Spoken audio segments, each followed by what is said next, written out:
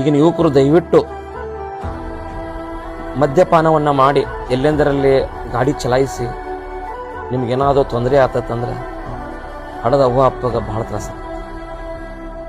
ತ್ರಾಸಕತಿ. ಇನ್ನೊಂದು ನಮ್ಮನ್ನ ಕೂಲಿ ನಾಲಿ ಮಾಡಿ ಸಾಕಿರ್ತಾರಂದ್ರೆ ಅವ್ರನ್ನ ಒಳ್ಳೆ ರೀತಿಯಿಂದ ನೋಡ್ಕೊಳ್ಳೋ ಜವಾಬ್ದಾರಿ ನಂಬುದು.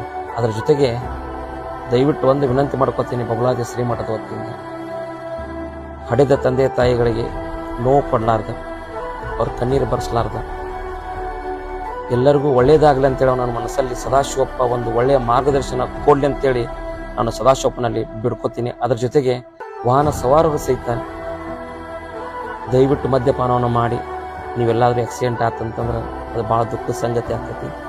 ಅದಕ್ಕೆ ಸದಾಶಿವಪ್ಪ ಜಗತ್ತಿಗೆ ಸುಭಿಕ್ಷೆ ಆಗಲಿ, ಬೆಳೆ ಬೆಳೆ ಸಮೃದ್ಧಿಯನ್ನು ಕೊಡಲಿ, ಯಾವುದೇ ರೋಗ ರುಜಿನ ಬರಲಾರ್ದಂಗೆ ಸಾಕ್ಷಾತ್ ಸದಾಶಿವಪ್ಪ ಕಾಪಾಡಲಿ ಅಂತ